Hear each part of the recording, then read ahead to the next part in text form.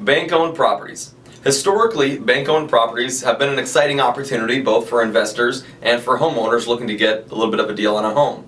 Now, as of recently in the last few years, we have seen that gap closing between homes that are just conventionally listed with any homeowner and homes that have been foreclosed and put back in the market.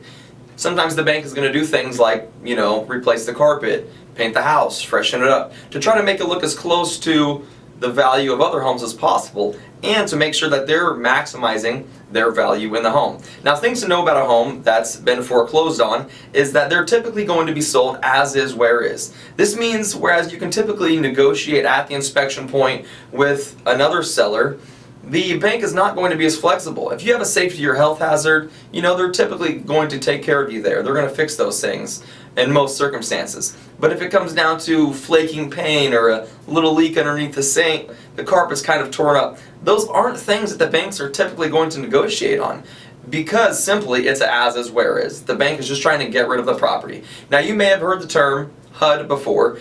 What HUD properties are is simply FHA properties that have been foreclosed. They've developed quite the reputation within the investment community. You might see billboards up, free HUD photo list. Simply what it is a foreclosed FHA home. Now, there's a few ways to finance a home, right? There's conventional, that's the premium, lower risk for the lender. There's the FHA, that's a little bit more risk. You don't have to have quite as good of a credit score or history with your bank accounts. And then there's VA, and then there's USDA. Now, since FHA does take a good majority of the loans, because that's what a vast majority of people do qualify for, a lot of those homes may eventually foreclose and then they become HUD properties. Now, there are a few other bank-owned foreclosure homes that are a little bit of a higher risk by banks like maybe Ocwen that these properties have been listed with. And these are properties that you may have to pay extra percentages up front. You have to pay to even bid on the property. You have to take away some of the contingencies, even an inspection contingency that you would have in other circumstances. And you really have less protection and more risk for your earnest money